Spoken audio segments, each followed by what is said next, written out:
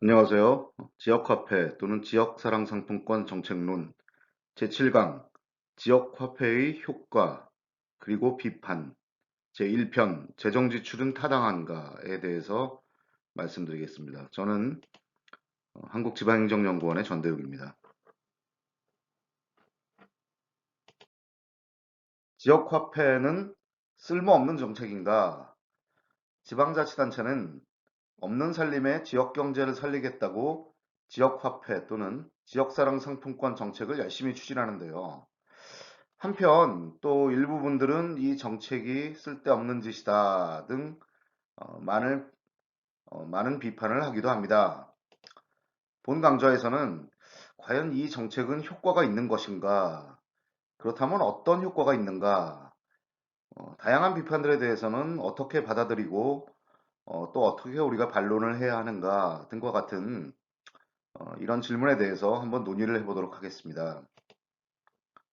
지역화폐나 지역상품권 정책은 그 발행 목적을 감안한다면 경제적인 성과가 있어야지만 효과가 있다고 볼 수 있겠습니다. 지역화폐는 특히 지역 내 가맹점에서만 쓸 수 있기 때문에 사용자 입장에서는 조금 불편함을 감수하더라도 이런 것은 엄연히 이제 사회적 비용이죠. 즉 이러한 사회적 비용을 감수하더라도 명확히 다음과 같은 경제적 성과를 지향하고 있다는 점이 특징입니다. 첫 번째는 우리 지역 내 사람들의 거래를 촉진시키고 자금의 역외 유출을 방지해서 지역 경제를 활성화시킨다. 라는 어떻게 보면 좀 크고 추상적인 목적부터 두 번째는 조금 더 포커스를 둔 구체적인 목적으로서 소상공인과 자영업자 그리고 지역 내에 있는 경제적인 취약계층 예컨대 뭐 청년, 농민, 사회적 경제 기업 등이 있겠죠. 이들을 보호하고 이들의 경제 활동을 촉진시키려는 그런 목적을 가지고 있다. 1번에 비해서는 확실히 2번이 조금 더 포커스된 정책이라고 볼 수 있겠고요. 따라서 사용자의 범위를 확대시키고 가맹점의 범위를 적절히 설정해서 이들에게 혜택이 돌아갈 수 있도록 그렇게 정책을 추진하고 있습니다. 예컨대 주민과 같은 사용자들에게는 할인 판매나 마일리지 적립 그리고 보상 그런 것들을 통해서 구매력을 높이되 대신 현금으로 태환을 못하게 만들고 또한 소상공인과 자영업자들에게는 판매 시 결제 승인이나 아니면 현금 환전 등에 들어가는 이 카드 수수료 같은 것들이죠. 이런 것들을 정부의 재정으로 대신 부담해주는 그런 혜택들을 주고 있습니다. 자, 바로 이 점이 어떻게 보면 지역화폐나 지역상품권의 효과에 대해서 많은 분들의 오해를 발생시키는 지점인데요. 이러한 오해들이 다음과 같은 비판을 야기시키기도 합니다. 첫 번째 비판은 지역화폐는 소상공인이나 자영업자들의 카드 결제 수수료 부담을 줄이려고 만든 정책이고 그래서 이제 많은 재정 지출을 하는데 과연 이 카드 결제 수수료 줄여주는 효과가 얼마나 되길래 이렇게 돈을 많이 쓰냐? 차라리 그럴 거면 효과가 많지 않을 거면 그냥 소상공인 수당을 현금으로 주는 게 낫지 않겠느냐? 뭐 이런 비판적인 생각들이고요. 또 두 번째 비판이라고 한다면 할인을 이제 많이 하는데 이 할인율 과다로 인해서 결국은 지방재정에 심각한 부담이 발생하는 것이 아니냐. 게다가 또 할인율을 세게 높게 주면 그만큼 할인 차익이 생기기 때문에 우리가 말하는 소위 말하는 깡, 즉 다시 말해서 부정유통이나 뭐 불법 할인 환전 같은 것들이 많이 발생하는데 그 경우에 정책 효과가 높다고 볼 수 어렵지 않겠느냐, 높다고 보기는 좀 어렵지 않겠냐, 뭐 이런 비판입니다. 이런 비판들이 좀 앞서 말씀드린 오해로 인한 비판들이라고 볼 수 있겠고요. 물론 뭐 그 외에도 뭐 이런 오해로 보기 어려운 비판들도 있습니다. 뭐 예를 들면 지역화폐가 현금으로는 추적이 어렵기 때문에 공무원들을 대상으로 한 뇌물로 악용될 여지가 있지 않느냐. 그리고 아무래도 뭐 법정 화폐보다는 위조나 변조의 여지가 더 크지 않겠냐, 뭐 이런 비판들이고요. 또 한 가지 비판은 지역화폐 시스템이 관주도적이기 때문에 주민이나 상인들이 정말 이것들을 받아들이고 열심히 써야 되는데 이런 관주도성으로 밀어붙이다 보면 진짜로 소비나 매출이 과연 늘겠느냐 이런 것들에 대한 실질적인 검증이 되지 않았다라는 비판이죠. 그다음 마지막 비판은 지역화폐의 발행이 결국은 통화량을 증가시켜서 인플레이션, 즉 물가 상승을 유도할 것이다. 그 경우에는 뭐 지역 사람들이 구매력을 늘리는 게 아니라 결국은 인플레이션 때문에 실질 구매력이 줄어든 것이 아니냐. 뭐 이런 비판입니다. 뭐 이외에도 다양한 비판이 있는데요. 여태까지 회자되는 뭐 주요 비판들은 한 이 5가지 정도의 꼭지라고 보실 수 있겠고요. 앞으로 이제 하나씩 하나씩 이 비판들에 대해서 저희가 좀 고찰을 해보도록 하겠습니다. 자, 첫 번째 비판에 대해서 말씀드리자면 수수료 절감을 위해서 이렇게까지나 많이 재정 투입을 하는 것이 효과적이냐? 즉, 지자체의 재정 투입 대비 소상공인이나 자영업자들의 카드 결제 수수료, 뭐 예컨대 신용카드는 2%이고 체크카드는 1.1% 정도인데 이거를 회피하기 위해서 사실 재정 투입은 어떻게 보면 뭐 수억에서 수백억까지 뭐 다양하게 지역마다 다르지만 어쨌든 많은 돈이 들어가는데 뭐 이렇게 해서 정책을 시행하는 경우에 과연 소득이 소상공인들이 이 카드 수수료를 덜 낸다고 실질 소득이 몇만 원 더 올라가겠느냐? 만약 그게 크지 않다면 차라리 뭐 현금으로 주는 것이 더 낫지 않겠느냐? 뭐 이런 지적인데요. 특히 이제 뭐 요즘 기본소득 논의에서 현찰로 수당을 주자 뭐 이런 지적은 뭐 어떻게 보면 상당히 좀 일리가 있는 지적이라고 볼 수 있겠습니다. 사실 지역화폐의 투입 예산 대비 그 효과가 얼마나 되느냐 주판을 좀 튕겨봐야지 알겠지만 뭐 경우에 따라서는 지역에 따라서는 뭐 이런 비판이 맞을 수도 있다고 보고요. 다만 이제 그냥 맞다고 보기에는 좀 아쉬운 것은 뭐냐면 이제 아까 말씀드렸듯이 지역화폐가 제로페이는 분명히 아닌데 제로페이에 입각해서 이렇게 생각하시는 거죠. 한번 주파를 튕겨 보겠습니다. 우리나라 소상공인 통계를 보시면은 소상공인들이 평균적으로 1년에 1억 2천만 원 정도의 매출이 있고 월 매출로 치면 한 1천만 원 정도이죠. 그런데 만약 이 매출이 모두 다 손님들이 모두 다 카드로 냈다 이 매출을 카드로 지불한 매출이라고 친다고 쳐도 대략 한 1, 2% 정도라고 본다면 뭐 월 10만 원에서 20만 원 정도밖에 안 되죠. 다만 이게 지금 평균치입니다. 이 좀 더 통계를 자세히 분포를 보면 뭐 평균 매출이 1천만 원씩 안 되는 분들이 더 많은 거죠.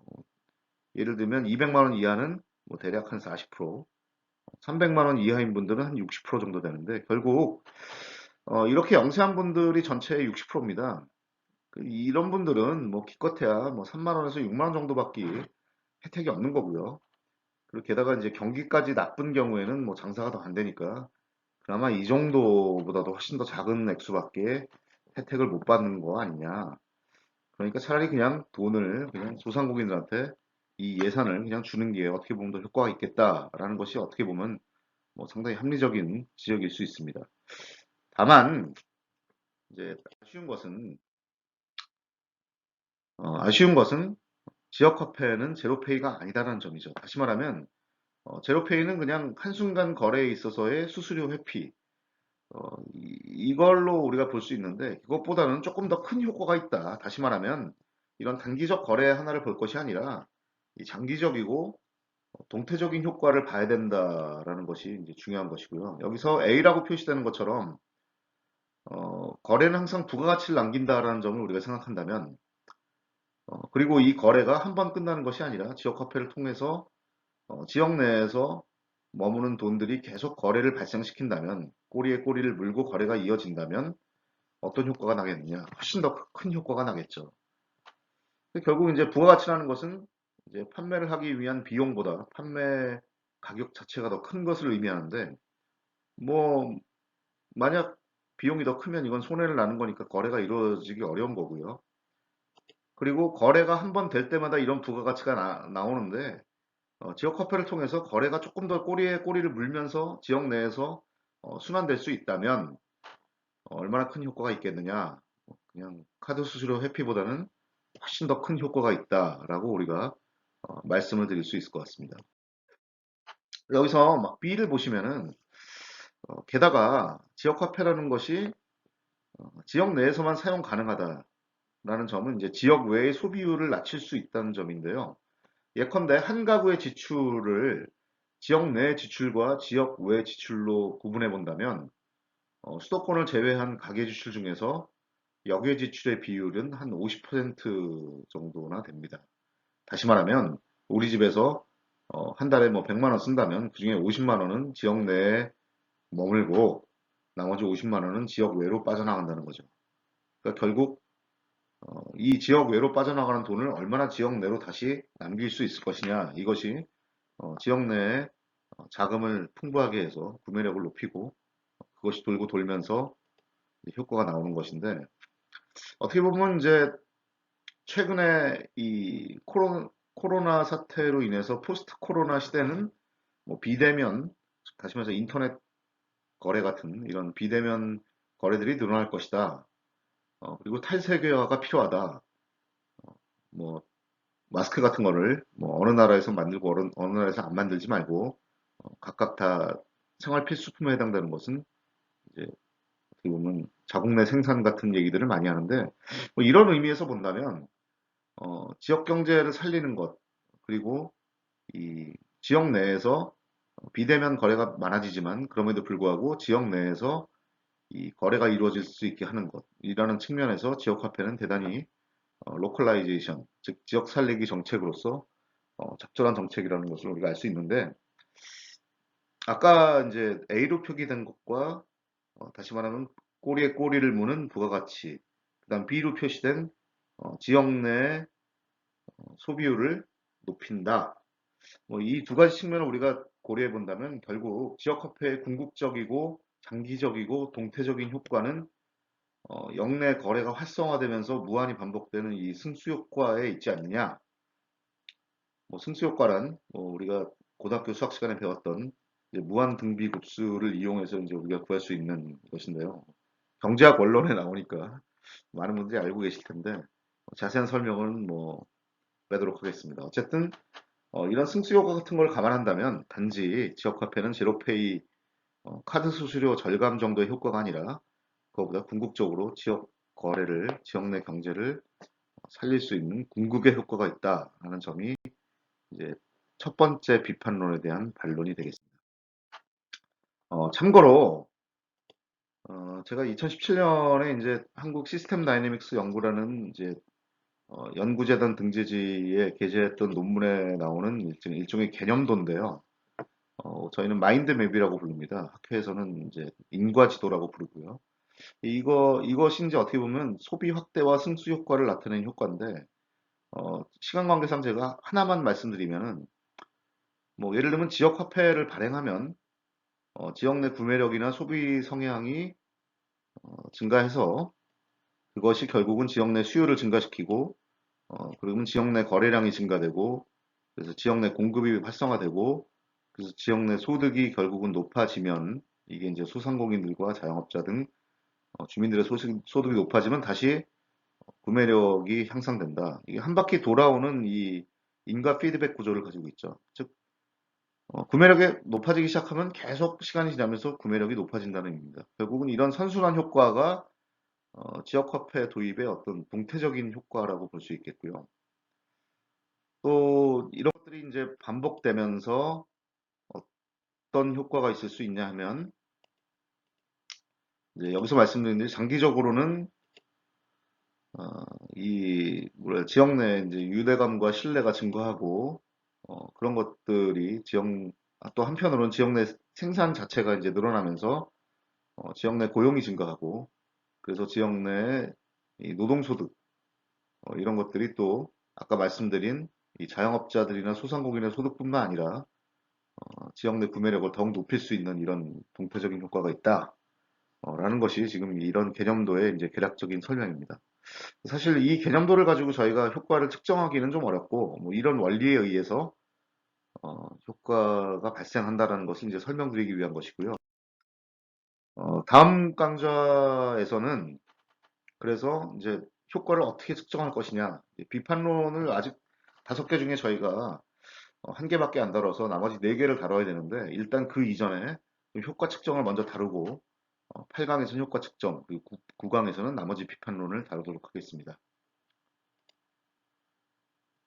감사하고요. 도움이 되셨거나 되실 것 같으면 구독과 좋아요를 부탁드리겠습니다. 질문과 코멘트 언제든지 환영합니다. 예, 다음 강좌에서 뵙겠습니다. 감사합니다.